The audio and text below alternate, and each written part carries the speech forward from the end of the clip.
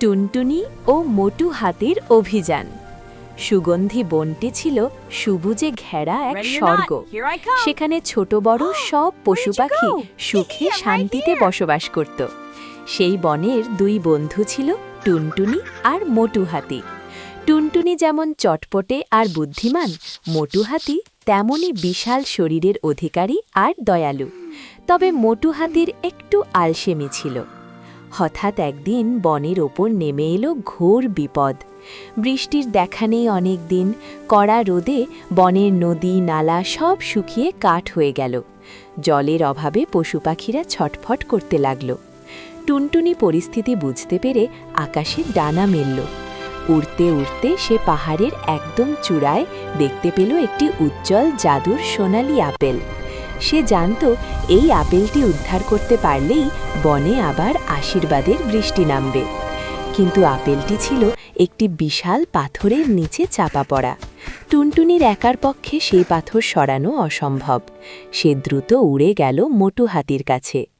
মোটু হাতি প্রথমে পাহাড়ে ওঠার কথা শুনে একটু ভয় পাচ্ছিল, কিন্তু টুনটুনি তাকে সাহস দিয়ে বলল, মোটু ভাই, তোমার গায়ের শক্তি আর আমার বুদ্ধি, এই দুই মিলে আমরা ঠিকই আপেলটা উদ্ধার করতে পারব। বনের সবাইকে তো বাঁচাতে হবে। বন্ধুর কথায় মোটু হাতি সাহস পেল আর দুজনে মিলে যাত্রা শুরু করল। পাহাড়ের চূড়ায় পৌঁছে মোটু হাতি তার সমস্ত শক্তি দিয়ে পাথরটি সরানোর চেষ্টা করল, কিন্তু পাথরটি এমনভাবে আটকে ছিল যে নড়াচড়াই করছিল না। তখন টুনটুনি তার তীক্ষ্ণ নজর দিয়ে দেখল পাথরের নিচে একটি ছোট্ট গর্ত। টুনটুনি ফুরুত করে সেই গর্তের ভেতর ঢুকে গেল। ভেতরে গিয়ে সে আলগা মাটি সরিয়ে পাথরটির ভারসাম্য নষ্ট করে দিল। ঠিক সেই মুহূর্তে সে চিৎকার করে বলল, মোটু ভাই, এখন ধাক্কা দাও। মোটু হাতি তার সুর দিয়ে জোরে এক ধাক্কা দিতেই বিশাল পাথরটি পাহাড় থেকে নিচে গড়িয়ে পড়ল। উদ্ধার হলো সোনালি আপেল। ফিরে এলো প্রাণের স্পন্দন।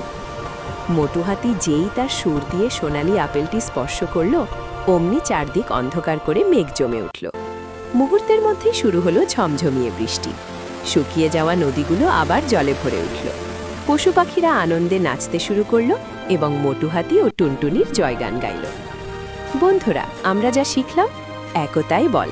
বুদ্ধি এবং শক্তি একসাথে কাজ করলে যে কোনো কঠিন বাধা জয় করা সম্ভব। বন্ধুরা, গল্পটি তোমাদের কাছে ভালো লাগলে একটু লাইক ও সাবস্ক্রাইব করে দিবে।